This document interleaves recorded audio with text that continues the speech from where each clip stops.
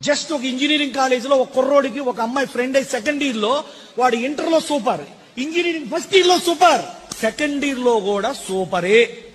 ఏదో పరిచయంతో అలా అలా ఫీల్ అయిన ఒక అమ్మాయి ఇన్ని మార్కులు వస్తున్నాయి అందగాడు నాకు కావాలనే భావంతో మెల్లగా ఒక పేపర్ తయారు చేసి take it, don't read here, ఇంటికి పోయి చదువుకో అన్న ఒక పాపానికి వాడది చదివి